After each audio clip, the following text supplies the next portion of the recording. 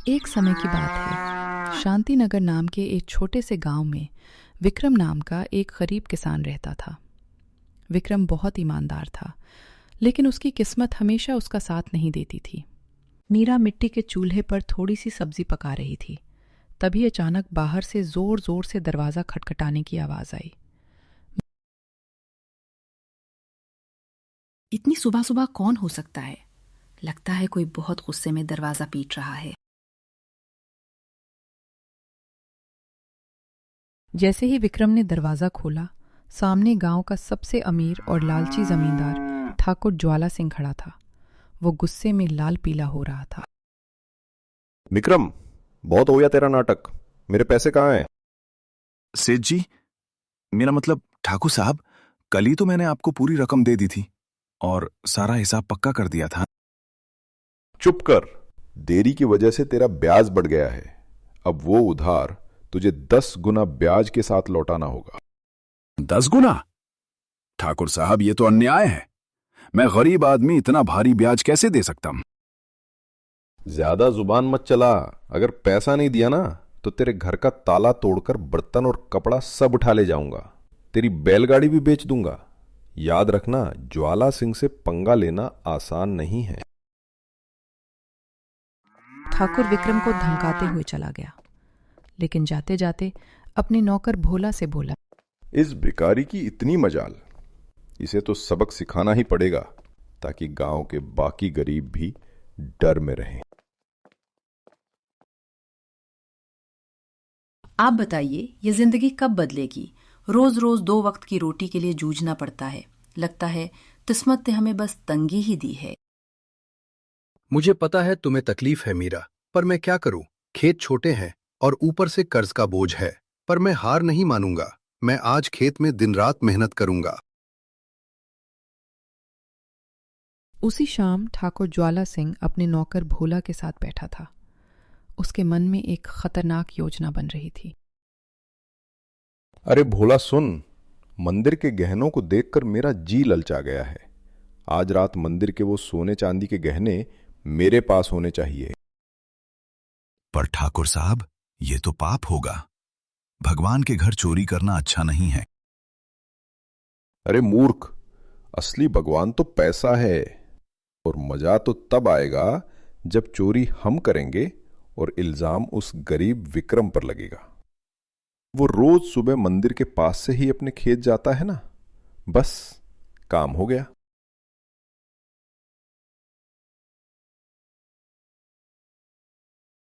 बोला जल्दी कर, इस मंदिर की सोने की मूर्ति के गहने उठा ले। कल सुबह हम इसका इल्जाम विक्रम पर लगा देंगे। पर ठाकुर जी, अगर पकड़े गए तो? अबे गधे, सब जानते हैं विक्रम गरीब है। सब उसी पर शक करेंगे। जल्दी कर। अगली सुबह मंदिर के सामने भारी भीड़ इकट्ठा थी। मंदिर के सारे गहने चोरी हो चुके थे। बहुत बुरा हुआ। भगवान के गहने कोई उठा ले गया। इतना बड़ा अपशकुन। ठाकुर ज्वाला सिंह भीड़ में मासूम बनते हुए बोला, पंडित जी, मैंने देखा है, विक्रम रोज सुबह सुबह इसी रास्ते से जाता है और आजकल वो बहुत तंगी में भी है। ये क्या कह रहे हैं आप? मैंने कोई चोरी नहीं की है। इतना बड़ा पाप मुझ पर मत डालिए। गांव वाले। हाँ, ये गरीब है, ये कर सकता है। निकालो इसे गांव से। ऐसे चोर की हमारे गांव में कोई जगह नहीं है। मीरा। मेरे पति ईमानदार हैं।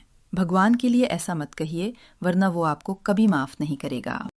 भीड़ ने एक नहीं सुनी और विक्रम और मीरा को धक्के देकर गांव से बाहर निकाल दिया। वे मजबूर होकर जंगल के पास एक टूटी झोपड़ी में रहने लगे। एक दिन विक्रम जंगल में भटक रहा था। तभी उसे एक महात्मा मिले। विक्रम ने रोते हुए उन्हें अपनी पूरी कहानी सुनाई। बेटा, तेरी आंखों में सच्चाई है। चिंता मत कर, भगवान न्याय करते हैं। इस जंगल में एक श्रापित काली बिल्ली रहती है। उसने अपनी आंखों से असली चोर को देखा है। वही तुझे सच तक पहुंचाएगी। पर बाबा, मैं उसे कैसे ढूंढूं? वो बिल्ली तेरी जिंदगी बदल देगी।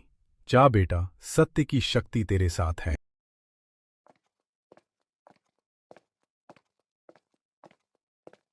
विक्रम ने पूरा जंगल छान मारा और अंत में उसे वो काली बिल्ली मिल गई जिसकी आंखें अंगारों जैसी चमक रही थीं।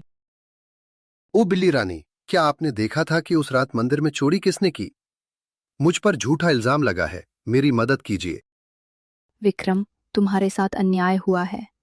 असली चोर ठाकुर और उसका नौकर है। तुम कल मुझे गांव ले चलो, मैं सबके सामने गवाही दूंगी। अगले दिन विक्रम बिल्ली को लेकर गांव पहुंचा। जब बिल्ली बोलने लगी तो सब हक्के बक्के रह गए। गांव वालों, असली चोर विक्रम नहीं, ठाकुर ज्वाला सिंह है। अगर यकीन नहीं आता तो उसके गोदाम में जाकर देखो। गांव वालों ने जब गोदाम की तलाशी ली तो मंदिर के सारे गहने वहां मिल गए। ठाकुर ने डर के मारे सारा इल्जाम नौकर पर डाल दिया, लेकिन अब गांव में उसकी कोई इज्जत नहीं बची। गांव वालों ने विक्रम से माफी मांगी और उसे वापस बुला लिया। जब विक्रम जंगल वापस आया तो वो बिल्ली अचानक एक सुंदर अप्सरा में बदल गई। विक्रम, मीरा, अपनी आंखें खोलो, डरो मत। मैं वन की अप्सरा हूं। एक प्राचीन श्राप के कारण मैं इस बिल्ली के शरीर में कैद होकर भटक रही थी। सालों से मैं एक ऐसे इंसान की तलाश में थी जिसके दिल में दूसरों के लिए निस्वार्थ दया हो। आज तुम्हारी करुणा ने मुझे उस श्राप के बंधन से आजाद कर दिया है। हे देवी, हम तो साधारण और अभागे लोग हैं। हमने तो बस एक बेजुबान की मदद की थी। हमें नहीं पता था कि हमारी छोटी सी कोशिश किसी का जीवन बदल सकती है।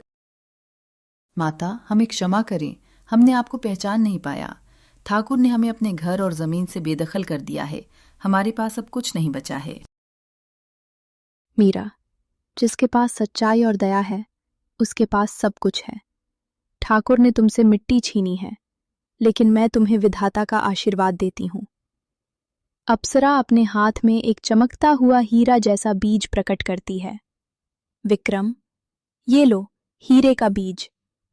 इसे ले जाकर अपने उस सूखे और बंजर खेत में बो देना जिसे दुनिया बेकार समझती है। ये बीज तुम्हारी किस्मत का ताला खोल देगा। विक्रम और मीरा अपने सूखे खेत में पहुंचते हैं। चारों तरफ धूल और पत्थर हैं। विक्रम मिट्टी खोदकर बीज बोता है। मीरा, लोग कहते हैं इस जमीन पर घास का तिनका भी नहीं उगता, लेकिन आज इस मिट्टी में मेरी मेहनत और अप्सरा का आशीर्वाद मिला है। हे भगवान, अब सब तुम्हारे हाथ में है। जैसे ही विक्रम बीज पर पानी छिड़कता है, जमीन थरथराने लगती है। अचानक पूरी जमीन से सोने जैसी चमकदार फसलें बाहर निकलने लगती हैं। देखते ही देखते उनकी टूटी फूटी झोंपड़ी एक बहुत बड़े और आलीशान महल में बदल जाती है। विक्रम, देखो देखो, ये क्या हो रहा है? हमारी झोपड़ी कहाँ गई?